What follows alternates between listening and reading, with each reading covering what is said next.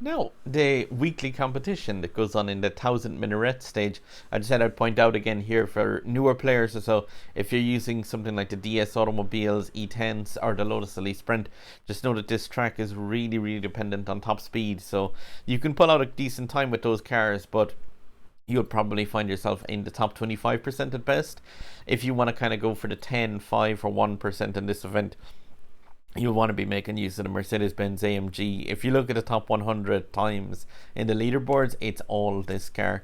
And that is just because of this crazy top speed that it has over those other two. Now, this course has a lot of competition where there's a lot of people using like a flatland run where you power through this at this car's top speed.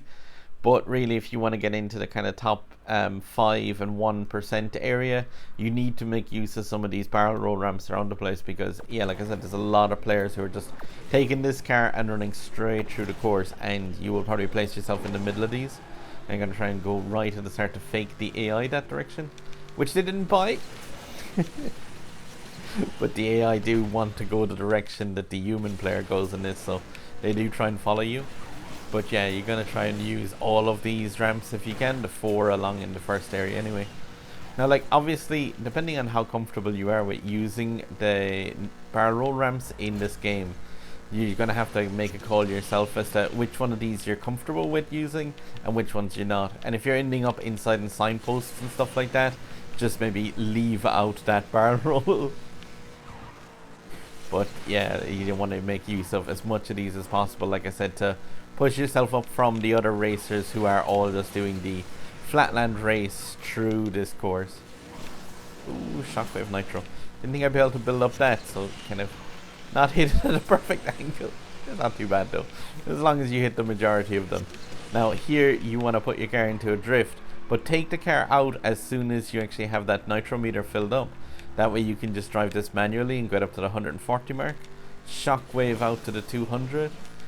Use the rest of the boost into that ramp and then take it out here for a second just so you can straighten up the car and then shockwave again towards the finish line.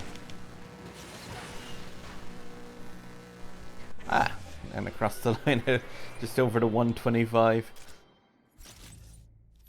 Error 404, score not found. But yeah, that is like kind of the more of those ramps that you can kind of carefully use, and obviously that wasn't a perfect run, but you can see that like using those you can definitely throw that car down the middle area and throw it through the city area kind of in this at the start and at the end.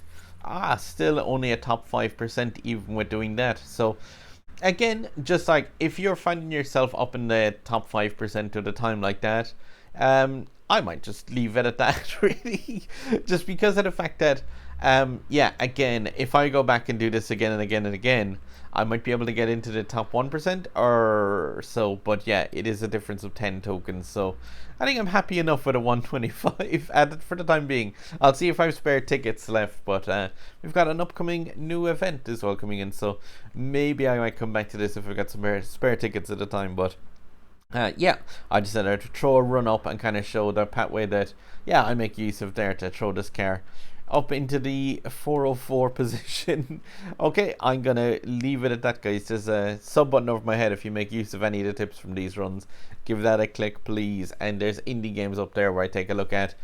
The last one I did was a horrible mess, but yeah, if you take a look at those or just a random video from my channel over this side, guys. Okay, drive safe, happy farming, and be careful of signposts while you're flying in barrel rolls. Good luck.